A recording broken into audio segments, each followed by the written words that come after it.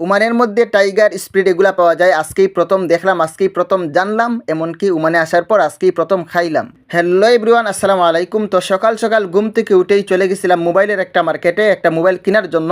মূলত আমার জন্য না, আমার চাচাতো ভাইয়ের জন্য। তার মোবাইলটা নষ্ট হয়ে গেছে, সে নতুন একটা মোবাইল কিনবে। সো সেটার জন্য মোবাইলের মার্কেটে চলে গেলাম। তো আমরা কি মোবাইল কিনলাম, কত দিয়া কিনলাম, ওমানের টাকায় কত, বাংলাদেশের টাকায় কত, সম্পূর্ণ আজকের ভিডিওর মধ্যে বলে দিব।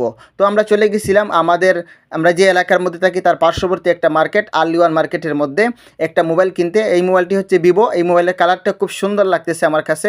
অল্প দামের মধ্যেই ভালো মানের একটা ভিভো ফোন আজকে কিনলাম। তো মোবাইল কেনার পর তাকে বলতেছি মোবাইলটা কিনছিস, একটু ভাবলো। তো এখন সে বিল দিতেছে। মোবাইলটার দাম পড়ছে ওমানি টাকায় 46 রিয়াল 900 পয়সা, যা বাংলাদেশি টাকায় প্রায় 15,000 প্লাস এই টাকাগুলো পড়ছে। তো তারপরে সে বলল তার ব্যাংক কার্ডের মধ্যে কিছু টাকা রয়েছে, এই টাকাগুলো সে উঠাইবে।